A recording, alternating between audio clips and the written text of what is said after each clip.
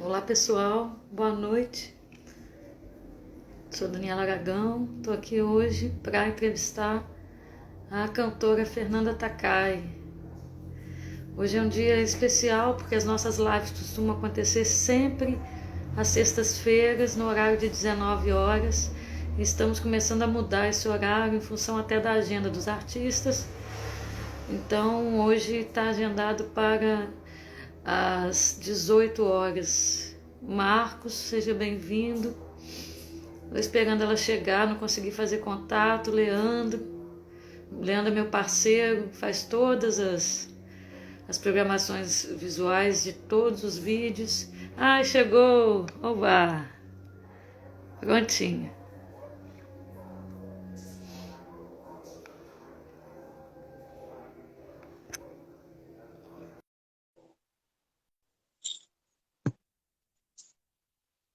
Vai entrar. Tá tudo certo. Olá! Tudo bem? Bem, Melhorar aqui o enquadramento. depois a gente depois que faz, até o do Mu Carvalho, o último, na hora de fazer a edição final, a cabeça dele ficou meio cortada. Então, assim, porque depois vai pro canal. Então, peraí, melhor não cortar minha cabeça, né? Peraí. Melhor assim, né? Ah, cabeça. Pode? Leandro tá. Acho que o Leandro ele tá vendo aí o designer, ele vê tudinho, acompanha. Ah, que honra, que maravilha. Estava ouvindo direto seu último trabalho aí. E está muito bonito. Na verdade, né, a gente ia conversar no mês seguinte, que vai ser só Mara Leão, então vai abrir com o Hugo Sukma, mas não deu. Então a gente começa por aí. E eu costumo sempre fazer uma pergunta, embora eu já tenha dado uma vasculhada boa assim, sobre você, e claro que sou ouvinte, mas como é que começou o som na sua vida? Como é que, né? Acho que começou pequenininha, ou É, não? o gostar de música, com certeza, foi ali na infância, assim, né? Bem pequena. Eu acho que noção de música, assim, de querer, de ter uns artistas preferidos, acho que com 5, 6 anos, acredito, mais ou menos. Mas, assim, o fazer música foi na escola, né? Com minha primeira banda de escola, assim. Ah, e você morou na Bahia, né? Depois foi para Belo Horizonte, que aí você desponta mesmo, mas foi estudar comunicação, ia ser jornalista, né? Pois é, não, então, eu acho que se gostar de música é bom até. Acho que eu resumi demais, né? Porque eu morei um tempo na Bahia, morei 6 anos na Bahia, então foi justamente, acho que nessa minha temporada ali é que eu comecei a ter minhas preferências, de gostar, de fazer, de querer ter minhas fitas cassete, assim, sabe?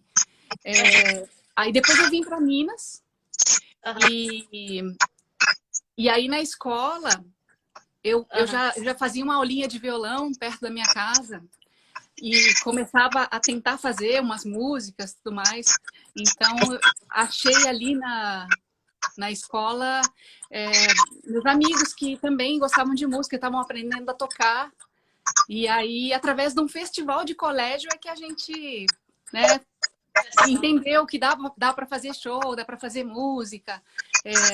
Mas acho que era meio um hobby, sabe? A gente não imaginava assim que talvez, sei lá, fosse dar certo. A gente gostava muito, era super organizadinho tudo, mas eu acho que talvez porque ninguém tivesse carreira, assim, tivesse um exemplo na família de alguém que fosse profissional da música, né? A gente não tinha essa coisa de uma carreira artística como uma possibilidade real, talvez, sabe? Certo. E aí eu fui fazer faculdade para comunicação. Realmente, a minha primeira escolha foi fazer jornalismo, mas no curso aqui da UFMG a gente escolhe depois, né? A gente entra no curso e depois que faz finalmente ali a opção definitiva. E eu tinha feito algumas cadeiras de relações públicas na época. Porque o nosso curso aqui da Fafiche, ele estava entre os melhores do Brasil, com os melhores professores, tudo. Então eu falei, vou fazer umas matérias para ver como é que é. Eu sabia muito pouco de RP. E adorei, assim, adorei os professores, eu gostei muito de entender que tinha essa outra comunicação corporativa, sabe? Antes eu achava que era só o jornalismo de televisão, sei lá, sabe? De jornal impresso. Tinha um outro tipo de comunicação entre né, as corporações e o seu público interno, o seu público externo e tudo mais. E eu falei, poxa, acho que eu vou tentar fazer. Tô gostando demais disso, assim. Depois entrei no curso, assim, fui monitora do curso, então me apaixonei realmente. Enquanto isso, a banda ia lá. A minha banda fazia uns shows de vez em quando, mas também não sabia quanto tempo a gente ia durar, né? Mas você traz da Bahia, porque é um tempo assim de muito início, né, de muito menina, né? Porque você traz assim marcante dentro da sua audição, ao menos uma elegância rítmica forte, né? Porque você vai flertar com o rock inglês, né? Você vai assim ter e ouvinte da música popular brasileira dentro da sua própria casa, né? Uhum. Então, essa coisa de ouvir música variada, assim, meu pai, por exemplo, tinha ascendência japonesa, ele gostava muito da música brasileira, de Paulinho da Viola, Benito de Paula, né? A Clara Nunes, a Nara, Tom Jobim. E a minha mãe, né, que já vem, ele tinha um pai português, nasceu em Maceió, né? Tudo ela já gostava muito de música internacional. E assim, aí era engraçado porque vinha dela, né, Johnny Metz, Carpenters, né? Vinha dela, esse gosto dela, assim, também. Isso foi se misturando com as fases da minha vida, né? A fase de adolescente, que aí sim vem o rock inglês, né? Vem o rock brasileiro antes do rock inglês, eu acho até. E aí misturaram-se todas as estações. E eu acho isso que fez eu construir a minha carreira, tanto no Pato Fu quanto a minha carreira solo, com tanta variedade. Assim, eu puxo ingredientes de de vários lugares diferentes para poder escolher meu repertório e também para produzir, né? Quando eu faço E você é uma cantora que tem uma elegância cool, né? Assim, você é extremamente cool, soft, macia na voz, né? E uma voz quente ao mesmo tempo, mas é uma voz muito elegante. Por isso que não é à toa que o Menescal é encantado por você, falou comigo, assim, né? Fernandinha, maravilhosa e tal. E como você, não quero ir lá na frente, né? Fez tão bem esse percurso pela obra da Nara. Mas assim, aí como é que vai se dar, né, essa confluência para uma banda tão bacana que é o Pato Fu, né? Que é uma banda que, que tem.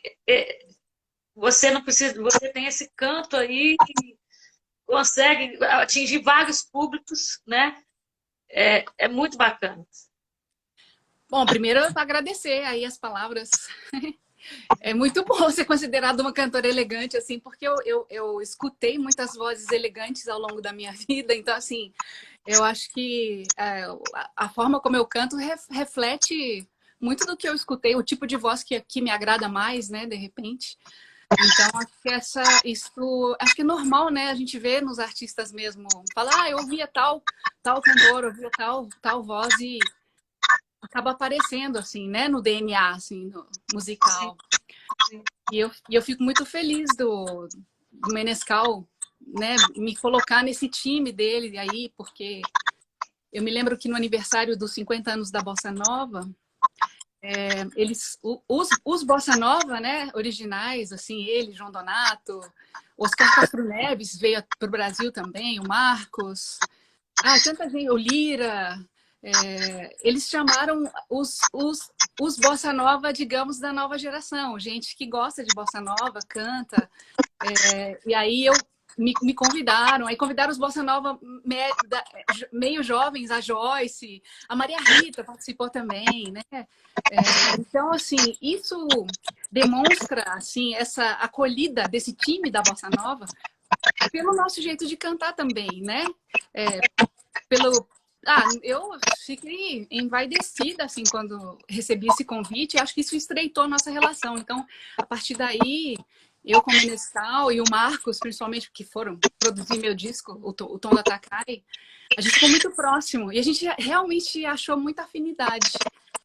Não só no estilo musical, mas de vida mesmo, sabe? Do nosso jeitão, né? Como o pessoal fala assim. Tem um jeitão ou um jeitinho, depende. Afinidade existencial também, interessante. É um jeito de ser, né? Um jeito de existir de alguma maneira. Mas. Aí, desculpa, aí respondendo essa pergunta, o negócio do Patofu, né? Como que eu fui parar no Patofu, assim? Que no início do Patofu tinha aquela coisa da bateria eletrônica e de todo mundo cantar ao mesmo tempo. Eu acho que quando o John conheceu a minha voz e me convidou para fazer parte da banda,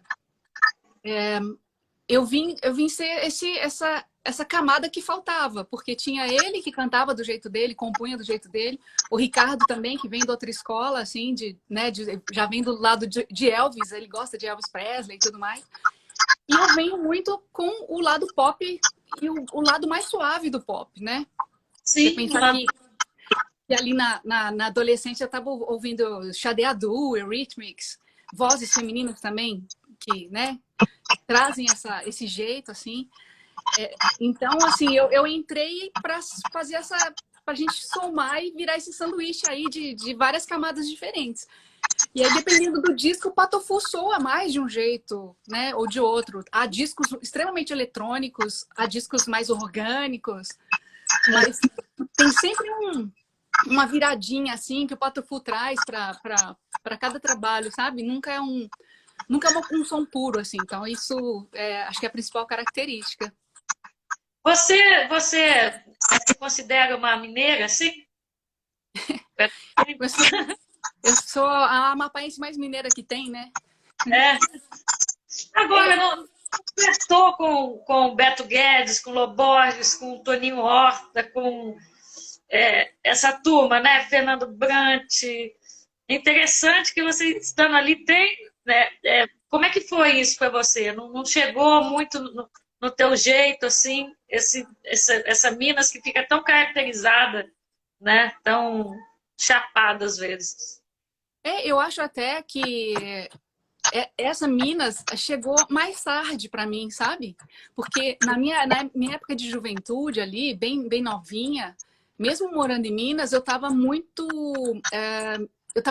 ligada ao rock brasileiro e ao rock inglês, né?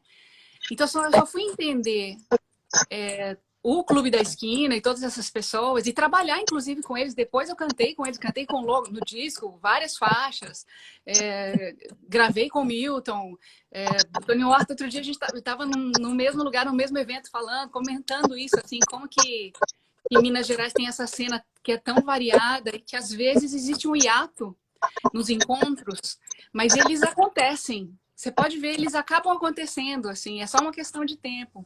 Porque eu acho que eu fui entender mais como é essa escola do Clube da Esquina com a própria maturidade da minha carreira. Eu escrevendo música e eu cantando com outras pessoas e conhecendo harmonias e dissonâncias, sabe? Assim, eu tinha uma cabeça que vinha muito da escola pop. Eu acho que a minha própria carreira solo me fez entender mais a música popular brasileira, né? O repertório que eu fui buscar. Tava aqui, ó. Tava na minha cabeça, porque eu passei por isso a minha vida toda, ouvindo isso, só que meio que despertou, né? Então, assim, falei, nossa, eu tenho lembrança dessa música. Aí eu vou procurar as minhas fitas velhas aqui, que são as fitas dos meus pais, ou o vinil e tudo mais. Eu falo, olha só, esse negócio se reencontrou comigo agora. Aí, às vezes, eu trago pro disco ou pro show, sabe? Ai, que barato. E, assim, eu vim descobrir uma coisa, mas vou perguntar mais adiante. Né? E você lá também pegando, assim, aproveitando ainda a questão da comunicação, né? Que você ganhou até prêmio de encarte, não foi isso? De design? De um trabalho seu, né? Assim, porque os trabalho meu. A questão visual é muito cuidadosa no seu trabalho. São trabalhos de um cuidado extremo com a visualidade. Então, assim, é um trabalho de um requinte muito grande. Desde da capa, né? Da concepção do design, de tudo. Então, assim, é um souvenir. Né? Você pensa essas coisas também, né? Dani, eu faço questão de convidar para trabalhar comigo pessoas que têm linguagens interessantes, sabe? Que me despertam assim, poxa, olha como essa pessoa contou visualmente a história desse disco ou a história desse show através de um cenário, né? Então, é uma coisa que eu fico sempre atenta quando eu vou assistir espetáculos de outras pessoas ou quando eu pego um projeto gráfico, assim, de DVD ou CD, ou vejo um videoclipe, assim, eu falo, nossa, quem é essa pessoa? Por isso que eu gosto tanto de ter a ficha técnica, sabe? Porque as fichas técnicas da vida por aí que me fazem convidar pessoas com essa capacidade de pegarem a minha música, um disco que eu fiz, e traduzir isso visualmente numa capa ou no cenário, no figurino, os estilistas que trabalham com a gente, sabe, ao longo do tempo, assim, todas essas pessoas vêm com esse outro momento, né? Tem o momento da música e tem o momento do show, tem o momento de você ficar em casa com o disco. Hoje já é mais raro, mas eu ainda lanço disco, né? Então, mas o mérito é de quem? É dos criadores. Eu só tipo, administrei o negócio, assim, mas assim, é preciso estar atento mesmo para poder ver essas pessoas e trazer para o seu lado, né? Né? E aí vem o encarte, vem o cenário, vem a luz, né? Que é um todo, né? Eu Exatamente. corpo, que é de Belo Horizonte, né? Que é o todo, né? O corpo é luz, é música, né? Você vai ter o Visnik, que vai musicar Nessa Nazaré, você vai ter, né, vários assim que fazem aquele primor. Teve Maria Maria, que eu vi com 10 anos, então, né? E você também é escritora, como eu fiquei encantada, que eu fiz um livro recentemente sobre. São crônicas que eu reuni ao longo de 17 anos. Me fala sobre seus livros. Eu acho que o pessoal, muita gente não deve saber, tá cheio de gente aqui. Ué, eu tenho 4 livros. Oh, eu vi 3. São 4 livros, são 2 coletâneas de contos e crônicas e 2 livros infantis, né? Então foi um desdobramento, acho que da minha própria carreira musical, né? Quando eu comecei a ser convidada para produzir textos em algumas revistas, alguns editores do jornal aqui de Belo Horizonte falaram: nossa, você escreve sobre vários assuntos, que tal você assumir uma coluna semanal? A princípio aquilo eu falei, nossa, não, é muita responsabilidade, né? Porque tava lá, imagina, quem tinha coluna no jornal? Fernando Brant, Carlos Herculano Lopes, né? Então assim, Marina Colaçante, Afonso Romano, eu falei, gente, o que eu vou fazer junto dessas pessoas consagradas da literatura, né? E aí os editores me falaram, a gente precisa ter uma mulher com uma idade diferente dos nossos cronistas e que tem uma experiência de vida diferente. Então, assim, foi uma aposta que eles fizeram e eu entendi que eu tinha que aceitar porque era um espaço muito importante para uma mulher ocupar naquele momento, sabe? Então, assim, como eu ganho esse espaço tão nobre no jornal e pelo menos não tento, né? Porque seria uma frente aberta para outras mulheres que, aliás, vieram depois, né? Eu fiquei 6 anos escrevendo e depois a variedade dos colunistas ficou muito mais legal, né? Ficou muito mais de idade, de gênero também. Então, isso é importante quando você tem um desafio, né? Sabe, assim, às vezes pode ser que não dê certo, mas simplesmente desistir, acho que não. Tentei, fiquei durante 6 anos, eu parei. Muito Você, então, tem essa soltura, não é muito autoexigente com você, com o texto literário, você conseguia produzir o texto com a frequência necessária por causa do compromisso, assim? Pois é. E sabe o que a faculdade de comunicação me deu? Experiência de deadline. Então, assim, quando eu assumi a coluna, eu tinha que entregar toda semana uma coluna, um dia antes, né? Então, assim, isso para mim era normal, você ter deadline. É diferente da música, né? A música você não tem muito... Quer dizer, você tem deadline, mas você fala, vou lançar um disco esse ano, vou começar a produzir. Mas a música é tudo mais solto, né? Eu não consegui fazer, vou tentar depois, uma música fica ali, ela vai se transformar mais tarde. Mas a comunicação de um veículo, né, enorme, como é o jornal daqui, tinha o deadline. Então, assim, e como eu sou muito disciplinada, eu nunca faltei com as minhas colunas. Eu escrevi durante 6 anos, toda semana, uma coluna nova. E eu sou muito crítica. Com certeza, eu sou muito crítica. Eu só fui ficando mais à vontade com o tempo, sabe? Toda vez que eu entregava para o meu editor, assim, ou para minha editora, eu ficava, nossa, vai ser hoje que eles vão falar, não, essa aí tá muito ruim, pode escrever de novo, então vamos despedir você. Mas isso nunca aconteceu. Eu que pedi para sair em um determinado momento, porque tava com muito trabalho. Eu li algumas suas, eu gostava muito, só que eu não sabia que foi tanto tempo que você escreveu. Muito tempo, eu acho. Eu consegui sobreviver. E trabalhar com criança, foi a maternidade que te inspirou isso? Foi seu filho? Sua filha, né? Uma menina, não é? É, uma menina. Nossa, já, né? Eu acho que na época a Nina já tinha nascido, ela tinha 2 anos, ia fazer 3 anos, quando eu comecei a escrever. Claro que a maternidade trouxe muito assunto. Então, eu conseguia... eu colocava alguns eventos meus com ela. A maternidade também me fez olhar para a minha própria história com a minha mãe. Então, algumas histórias também eu recuperei da minha relação com a minha mãe, né? Então, são contos e crônicas. Então, alguns contos, eles têm muito do que aconteceu mesmo, só que aquela dá uma, né? A gente muda algumas coisas e traz para um lado mais extraordinário, mas foram muito baseadas em experiências próprias, né? Então, assim, o que eu tentava fazer, Daniela, era a cada coluna, eu não queria escrever, eu não queria ser só uma cantora escrevendo sobre música, sabe? Eu queria sair do mundo da música. Então, eu ia pegar muita coisa de viagem, muitas experiências com meus bichos de estimação, o meu lado cidadã mesmo, problemas de dona de casa, sabe? Então, até para eu mesma entender que eu estava navegando outra água, outros mares que não era o da música. Eventualmente entrava um assunto de música, né? Mas esse desafio de escrever sobre outra coisa que não é o meu mundo de cantora, assim, foi muito bom. Exercitei bem a mente, assim. E eu gosto muito do disco Música de Brinquedo. Que é lindo aquele disco. Porque eu escrevi sobre infância na época do doutorado, na PUC, do Rio, e eu lembro desse disco.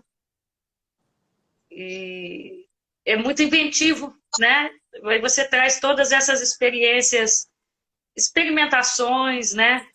Talvez a herança lá que você ouviu lá atrás, na Bahia. Eu acho que a música de brinquedo, a primeira intenção dele é fazer a gente se lembrar que tocar, brincar, jogar, né? Em algumas línguas é o mesmo verbo, né? To play, né? Jogar, brincar, se divertir. Então, o música de brinquedo, ele tem uma imperfeição sonora, porque os instrumentos de brinquedo eles não são extremamente afinados, né? Eles são sempre meio desafinados, assim, e eles são baratinhos, sabe? A gente ia pra feirinha e comprava, né, os tamborzinhos, barulhinho chique-chique, tudo. O brinquedo mesmo que a gente usava para um elefantinho que fazia um barulho, uma bonequinha que fazia foin-foin, assim. Mostrar que a gente consegue fazer música de qualidade com essas limitações. E a limitação, ela é vencida pela coletividade.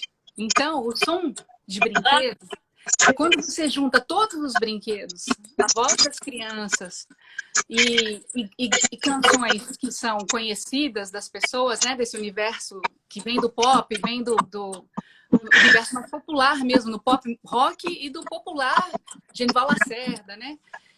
Isso tudo representa muito a nossa vivência brasileira, que é, quantas vezes é do improviso, é de você ter que fazer com o que você tem à mão, mas não deixar de fazer. Então, assim, o Música de Brinquedo foi uma grande diversão, uma brincadeira de estúdio que virou uma turnê enorme, que virou um Grammy Latino, disco de ouro, né? Assim, e uma alegria enorme de encontrar as pessoas, as que eram crianças hoje são adolescentes adultos que vão ver o Patufu não de brinquedo agora, né?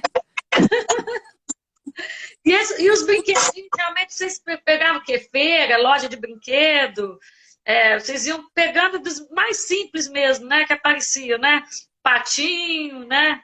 Olha, todo lugar que a gente ia viajando, assim, lojinha de aeroporto, a gente estava, sei lá, no Recife, lá hospedada, cruzava, ia na feirinha, ver se tinha alguma coisa. Maceió ia na feirinha, na Feira Hippie aqui, ia por acaso fazer supermercado, passava na seção de brinquedo, que tem um supermercado, tem uma seção de brinquedo, vai lá e compra. A gente ia comprando coisa e a gente não sabia nem como é que ia usar. A gente foi só acumulando, porque, eu te falei, os brinquedos são baratinhos, né? Eles são...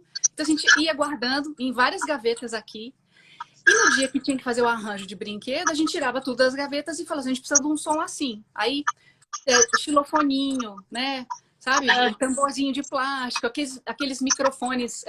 Você fala aqui do Backyardigans lá, que tem um eco, né? Um eco de plástico, assim, de mola. Então, isso tudo o nosso método era, vamos comprar, depois a gente vê como é que usa, assim, vamos ter um arsenal de brinquedos para poder usar. E deu certo no fim, né? Hoje eu nem sei se tem muita. Na minha época tinha bate-palminha.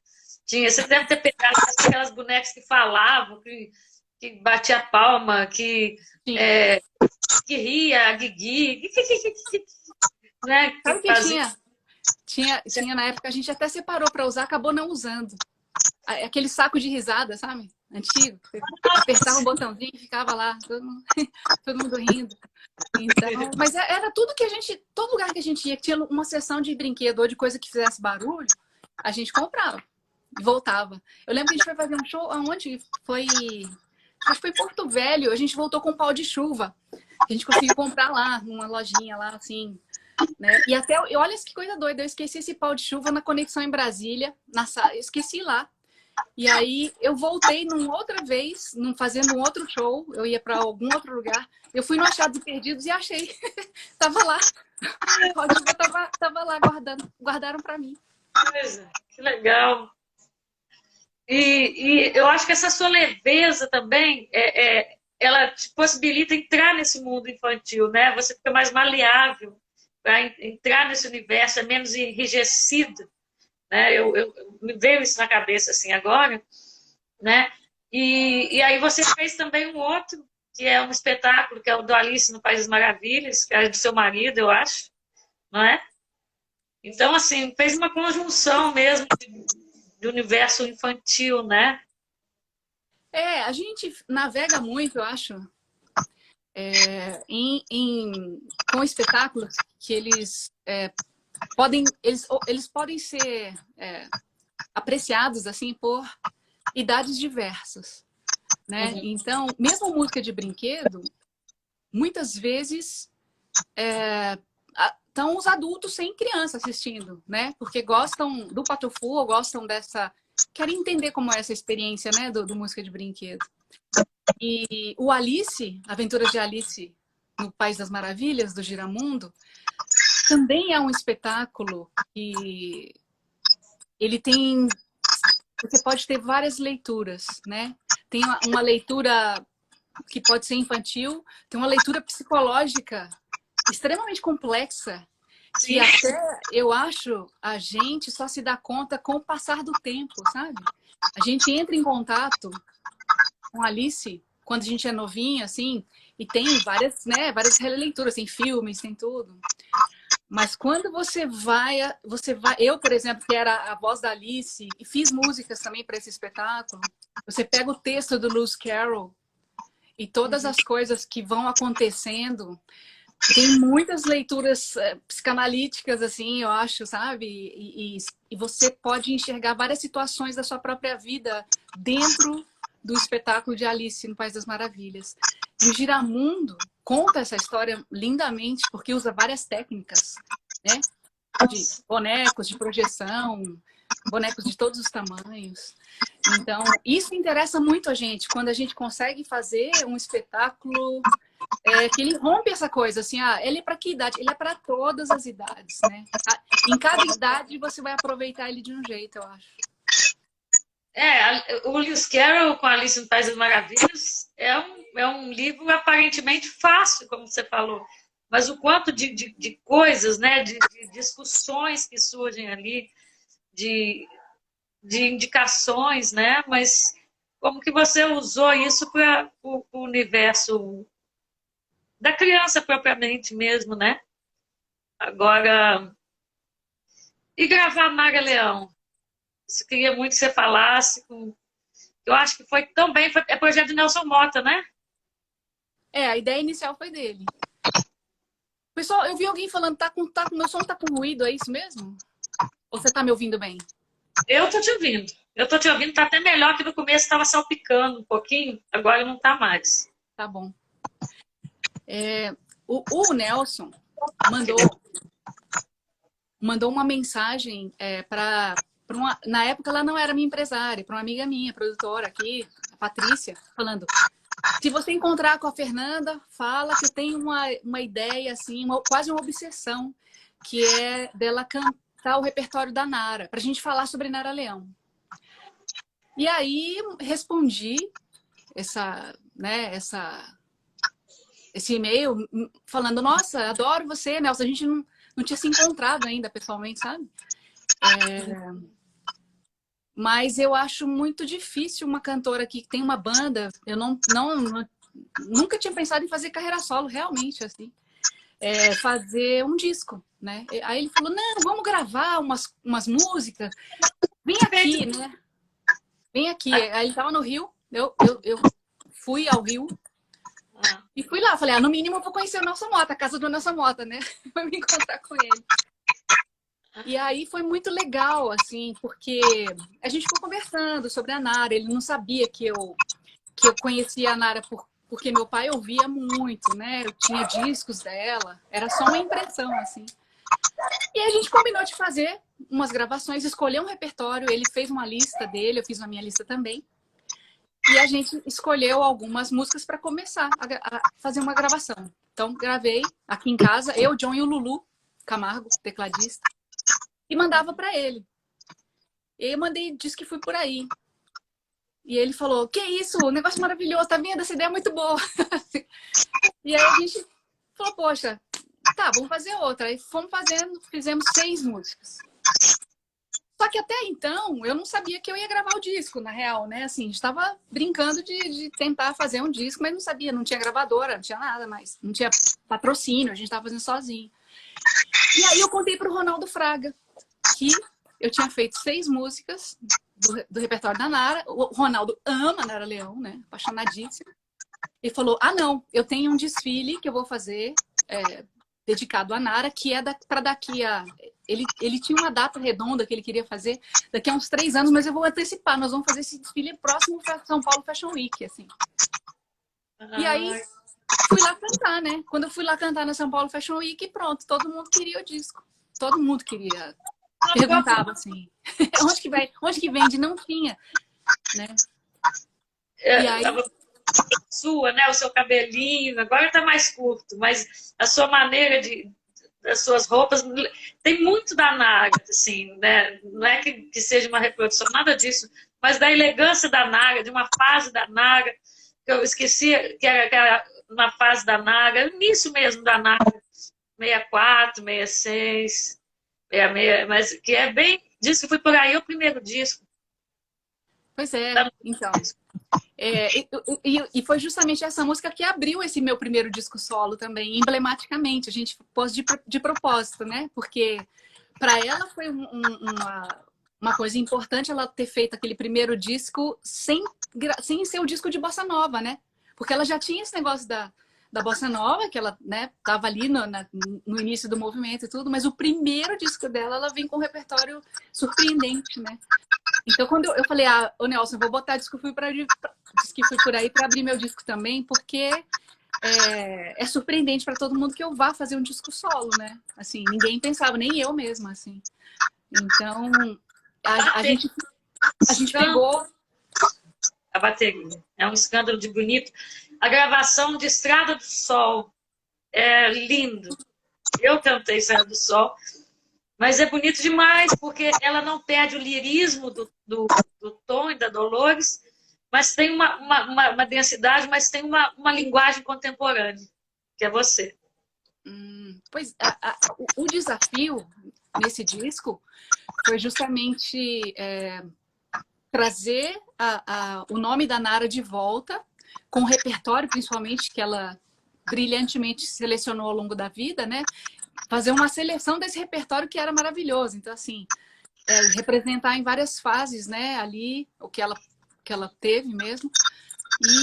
E atualizar, né? Assim, eu não podia gravar como a Nara tinha gravado. Eu tinha que trazer uma outra estética sonora. Então, esse foi o desafio, acho que do John e do Lulu, como produtores, de ter essa sonoridade. Então, é um disco que ele foi lançado há 15 anos, mas ouvindo ele hoje, ele ainda é contemporâneo, ele ainda é fresco, né? Assim como a Nara é com as gravações dela, mas eu não poderia me valer exatamente dos mesmos, né, dos mesmos artifícios ali, das escolhas sonoras da Nara. Eu tinha que trazer algo de novo. Acho que em toda releitura é importante isso, assim, que pelo menos é o que a gente tenta fazer. No Patufu e eu também, solo. Essa linguagem contemporânea. E você, para gravar, você ouviu muito a Nara, preferiu não ouvir para não ser influenciada, para ter a tua própria interpretação? Ou você ouviu a Nara, fez uma viagem pela obra da Nara na época? Como é que foi isso? Eu ouvi bastante de novo. E eu fui buscar até coisas que eu não tinha escutado muito, conhecia pouco, né? Eu não tenho essa caixa, as duas caixas da Nara, né? Eu não tenho. Então, eu peguei emprestado. Bob Tostes, que é um cantor querido aqui de Belo Horizonte, ele me emprestou. E aí eu fui ouvir tudo, fui fazer uma seleção, essa lista primeira que a gente fez para poder escolher as canções. Então, ouvi bastante. E eu me preocupo muito quando eu vou gravar, em manter tipo assim a letra original, respeitar a melodia, tudo. Então assim, a Nara serviu como essa guia, né? Assim, eu ouvi bastante. Claro, a gente tem uma voz, né, ao pé do ouvido assim, mas claro que tem as minhas diferenças. O canto de um jeito não é exatamente igual a ela. Então tem uma parte que vem naturalmente que é do meu jeito de cantar, mas eu ouvi bastante, sim, eu gosto. Eu gosto de ouvir. A sua assinatura está ali, a tua linguagem contemporânea, os arranjos são contemporâneos, mas não se perde o lirismo, não se perde nada da beleza da canção. Lindonéia, que ela já tem uma linguagem um pouco experimental na primeira versão, a sua já consegue ser diferente também. Tem o pop, né? Tem essa coisa que você imprime. Eu acho que Lindonéia, você deve até saber, deve até confirmar, né? Mas foi a primeira regravação de Lindonéia, assim, oficial. Foi essa.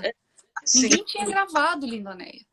Eu lembro de ter mandado um e-mail para o Caetano falando, olha, tô fazendo um disco, né? Porque a gente iria pedir a autorização mesmo para ele e para o Gil, né? A música dos dois. Tô regravando Lindonéia. Ele falou assim, nossa, que surpresa, porque eu acho que ninguém regravou até hoje, né? E eu gosto muito desse arranjo de Lindonéia, adoro. Esse arranjo é muito bonito.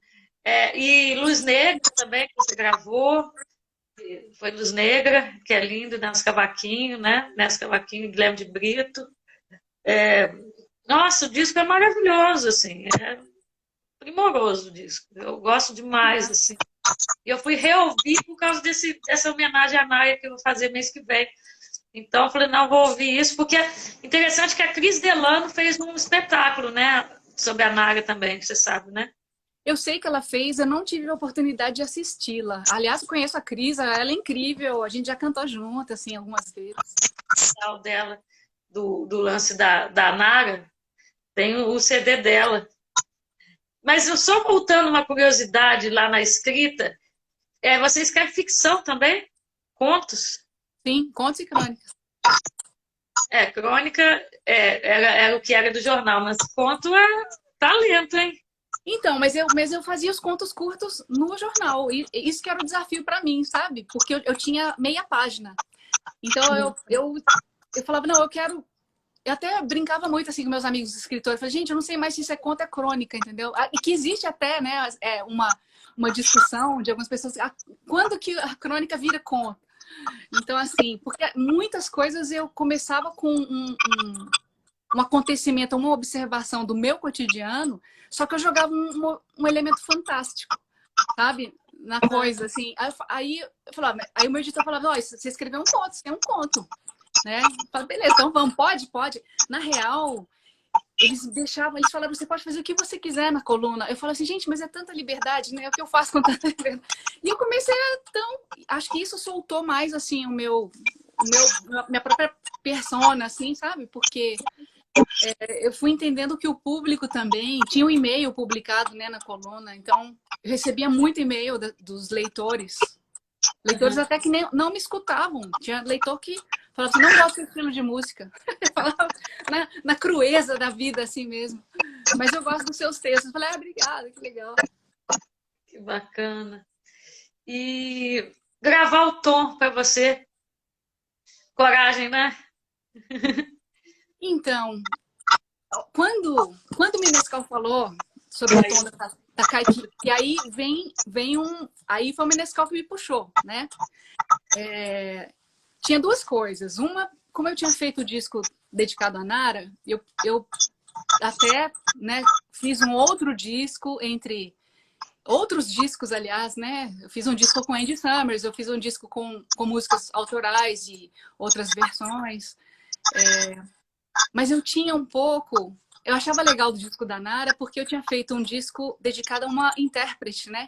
Porque discos dedicados ao Tom, ao Chico, né? Outros autores, tem bastante, né? Era raro ter um disco dedicado a um intérprete, né? De tanto que ela personalizava, as canções na voz dela. E aí, eu confesso que eu fiquei um pouco assim. Falei, Menescal, Tom Jobim já é outra coisa, porque tem muito disco de gente incrível, né? Rosa Passos, Vânia Bastos, já tinha feito também. Eu falei, será? Aí ele falou, não. O Marcos estava junto, quando ele falou, nós vamos lançar o disco. Eu já aceitei no palco, assim. Eu falei, tá. Depois eu falei, como é que a gente vai fazer esse disco? Como a gente vai fazer um disco diferente, de Tom Jobim, mas diferente? Aí a gente foi buscar o Tom Jobim, o jovem Tom Jobim, que estava esquecido, né? O Tom Jobim, aquele Tom Jobim da Dolores Duran, da Silvinha Telles, aquele Tom Jobim dos 30 anos, né? Então, essa que foi a ideia do Tom da Takai. Entendi. Gostei. Eu não sabia da ideia, porque o tom é desafiador no sentido assim, não que o tom para a gente ele é tão assimilável, eu acho, creio que seja para você. A questão é de imprimir a assinatura no tom, que é o mais difícil. Que Pois é. Muito cantado, né? O tom cantado no mundo inteiro. Qual cantor de música popular que não passou pelo tom? Mas nesse caso, qual foi o meu... Eu digo, eu fiquei muito confortável, né? Como eu estava ali com o Marcos Valle e com o Roberto Menescal, os dois estavam presentes ali, eles conheceram o Tom, né? Eles quiseram botar todo o bossa novismo dele a serviço daquele Tom jovem e da minha voz, né? Então eles fizeram um disco completamente... Se eu fizesse esse disco com outros produtores, ele ia ser outra coisa, né? Como eu fiz o da Nara, porque até aqui em casa, falando aqui da gente, a gente é músico pop, né? A gente não estudou tanto música assim, então a gente tem um certo limite que não é ruim, a gente lida muito bem com ele, né? Tem um limite mesmo de jeito de tocar, sei lá, é jeito, a escola, vamos usar Não Limite, a escola é diferente. Então a gente faria um disco diferente, mas como eu estava com os dois, eles dominam completamente aquilo, eles estudaram Tom Jobim, né? Eles têm uma noção completa do que o Tom, até o que o Tom ia achar legal, sabe? Então eu tinha esse trunfo, né, desse bom gosto deles, né? Desse jeito de fazer música que é só deles. Então, assim, se eu tivesse que fazer um disco de Tom Jobim nessa época, na época que eu fiz agora, estar com o Menescal e com o Marcos foi o melhor presente, né? E eles fizeram os arranjos sob medida, sabe? Eles falam, não, essa aqui a gente já sabe como vai fazer, você vai cantar assim, você vai se sentir super bem. E eu realmente, eu ia ouvir os arranjos e falei, gente, que disco lindo, que maravilha. Que lindo. Não, banda, a base é muito bonita. Eu fico de olho assim para aprender. Porque tem o clássico com o mais do contemporâneo, né? Que é a sua cara mesmo. Então, assim, e aí eu não posso deixar de te perguntar, né? Você deve gostar muito do Michael Jackson, porque você canta o Michael Jackson maravilhosamente bem. Eu tive vontade de chorar de tão lindo que é a tua gravação de. Tá no último disco. One Day in Your Life. Mas é deslumbrante essa gravação sua. Obrigada. Assim, ela tem uma carga de ânima, de alma muito bonita mesmo. Eu gosto muito do Michael. Eu já tinha gravado Ben, né? Engraçado, as duas canções não são dele, né? Mas ele cantou e virou dele, e são dele, né? Assim, tipo, eu ouvi também quando era muito nova. One Day in Your Life ficou como meu desejo, assim, de secreto de gravação durante muito tempo, sabe? Eu olhava assim, essa música eu vou gravar. Eu falava assim, não, acho que eu não vou conseguir cantar a altura. Ficava assim, às vezes, né? Mas eu falei, outras músicas eu também achava e gravei, e deu certo. Aí eu falei, vamos lá, vamos gravar. Aí eu gravei agora, né? Mas demorou, viu? Ela tava assim, já no meu caderninho, assim, ia, rabiscava, voltava, e aí ela apareceu. Porque tá dentro de você, já vivia, né? Dentro, essa música dentro de você. Eu senti muito isso, assim, uma entrega muito grande, assim, uma simbiose mesmo com a música, muito lindo. Ben, não ouvi ainda direito, mas é porque eu estava ouvindo esse último disco e parei no One Day on a Life e fiquei. E uma curiosidade também da sua ligação com a literatura, tem uma citação, uma canção, e se não me engano, parece um livro do Gabriel Garcia Marques, Amor no Tempos de Cólera. A gente mudou um pouquinho, né, o título. Em vez do Amor nos Tempos do Cólera, eu e Virginie, né? Virginie, vocalista do Metrô, ela compôs essa música, ela fez a música, a harmonia e a melodia, e eu coloquei a letra. E a ideia era fazer uma canção para esses tempos de raiva, né? Esses tempos onde as pessoas brigam o tempo todo e que as pessoas perdem a razão. Então, nada como usar um grande clássico da literatura, assim, né? Mudar, em vez do cólera, de cólera, né? Para trazer essa reflexão, né? De tentar olhar para as coisas cotidianas que estão à mão, né? Muitas vezes a gente, em momentos agudos, de desespero até, a gente esquece de olhar pro quintal, né? Sabe? Pra hortinha que você tem, pro seu cachorrinho que te dá amor a hora que for. E assim, e aí a gente fez essa música, sabe? Uma música de conforto para as pessoas ouvirem e se sentirem bem quando precisarem. Tipo, vou recorrer à música, né? Recorrer à música para poder acalmar o coração. Por isso que ela veio. Poxa, eu gostei muito também. E esse disco também tem um visual lindo, esse disco. Nossa, que cara. Tem que falar que, assim, o Renato Larini, que é o artista plástico que cedeu as imagens, né? Produziu as imagens para o disco, foi um desses artistas que eles têm um espaço em São Paulo chamado Espaço Zebra, o Renato e a Nelly Pereira. E eu frequentando esse lugar, eu vi as obras dele, assim, eu falava, nossa, que impactante essas imagens. Elas geram uma sensação na gente, são imagens que elas incomodam um pouco, tem humor, sabe? Nem todo mundo acha bonito, mas assim, às vezes não é o bonito que é o importante, é importante você causar uma reação, né?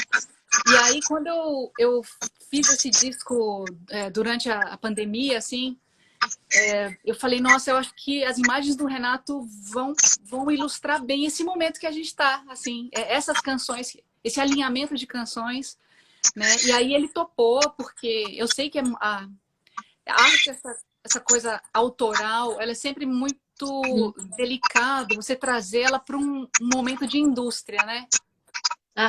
Sabe, assim, vou botar meu quadro numa capa de disco, ou vai virar um thumbnail do Spotify. Então eu penso muito nisso, assim, eu tenho muito cuidado com o que o próprio artista convidado, como ele vai se sentir. Se ele não se sentisse à vontade, né, eu não insistiria de jeito nenhum, mas ele achou essa conexão entre a música, as músicas que eu tinha e a arte dele.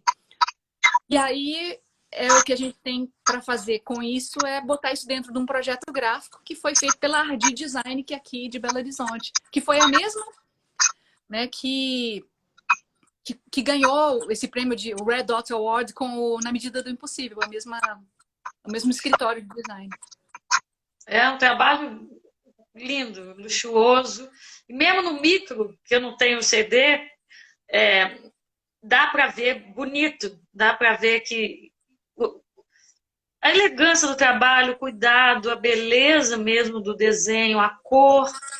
Quem entra no site, vê também, ele abre assim, pá, estoura. É uma finesse você, assim, é muito bonito mesmo. Então, né? essa escolha de cores do projeto gráfico, né? Você vê no show. Quem tem o disco, quem conhece a imagem do disco, quando chega no show, você vai ver aquela cartela de cores, sabe? E aí, né, quem fez a cenografia, que foi a cenografia sensível aqui de BH, e o meu iluminador, o Adriano Vale, tudo isso, é tudo ligado. Então, assim, quando o Adriano, que é o iluminador, o designer, ele opta por luz branca em 90% do espetáculo, é porque a cartela de cores do figurino ali está sendo ficando explícito, né? Assim, porque quando você usa muita cor, não importa muita roupa que você tá, né? Começa a ficar colorido, tudo assim. E aí o show tem uma cor. O show tem a cor que vem da obra do Renato, que passou pelo projeto da Ardi, pelo figurino e pela cenografia. Então, assim, eu acho isso muito legal de fazer, né? De pensar. Querida, não vou tomar muito seu tempo, já estamos quase com 1 hora aqui. Mas, assim, quais são os novos projetos? Como é que tá indo? Qual tá com o próximo disco? Como é que é? Então, esse ano, em setembro, são 30 anos do Patofu. Nossa! Então a gente está fazendo músicas novas, o Patofu está compondo as músicas novas, algumas já estão prontas. Estamos em fase de gravação. Eu estou com esse show desse disco, que embora tenha sido lançado em 2020, agora que ele está indo para a rua, então vou fazer show desse show, show desse disco. O Patofu tem o Música de Brinquedo 2, que está na estrada. O Patofu sem brinquedo está na estrada. E tem muita coisa que vai sair no segundo semestre, que eu nem posso revelar agora. Mas só posso te dizer que, assim, eu só sei que entre junho e julho... eu vou fazer um show com Autoramas também, para quem é de Salvador, cantando Beatles, eu e Autoramas, lá no Teatro Castro Alves, só para lembrar. São Paulo, quem é de São Paulo, tô no Blue Note dia 11 de junho agora. E tem várias... Assim, quando eu comecei minha carreira solo, eu falava assim, nossa, tem fim de semana que eu faço um Patofu grande, um Patofu de brinquedo e um show solo. E o Alice, de vez em quando. Então, na real, eu tô com 5 espetáculos diferentes na cabeça para fazer a partir de agora. Então, assim, aguardem, tem uma agenda muito legal que vai ser... É que eu não posso divulgar, eu tenho que aguardar o anúncio oficial, mas tá tá breve porque julho já tem esse projeto novo na rua aí. E alguma coisa da literatura ou agora a literatura está... Não, tem também, tem também. Tô trabalhando num projeto novo. Ah, é? Eu tô assim, eu tenho que, né, cuidar da cabeça para poder guardar tanta coisa, precisando de memória. Mas tem, vai em breve. Esse ano ainda sai um livro novo. Ai, que maravilha. Que maravilha. Olha só, tem uma pergunta que eu sempre faço. Às vezes você pode responder com uma coisa de outra pessoa ou uma frase sua para fechar, que é o que é a música para sua vida? Alimento. Eu não vivo sem música. Eu escuto música o tempo inteiro. Assim, tô cozinhando, tô dirigindo, tô aguando as plantas. Eu não sei viver sem música. Realmente não sei. Seu alimento, né? É. Ô, minha querida, só tenho que te agradecer. Acho que se você quiser falar mais alguma coisinha aí com o pessoal, mas deu pra gente conversar, né? Deu demais. Eu agradeço todo mundo que esteve com a gente. Eu via várias florzinhas e corações subindo. Vai pra lá, vai pra lá. Lá tem Leila Pinheiro, tem o Menescal, tem Antônio Adolfo, tem Joyce, tem David Costa, tem muita gente. Nausete, todo mundo que já foi. Vamos assistir lá, que deve ser entrevistas incríveis. Então tá bom, querida. Sim, eu te mando depois que estiver no ar. Tá bom? Muito, muito obrigada mesmo, viu? Obrigada, Daniela. Tchau. Tchau. Eita, não quer fechar? Pega aí. Ai, meu Deus do céu. Tá travando aqui. Você consegue sair? Deixa eu ver. Acho que sim. Vou tentar. Gente, tchau.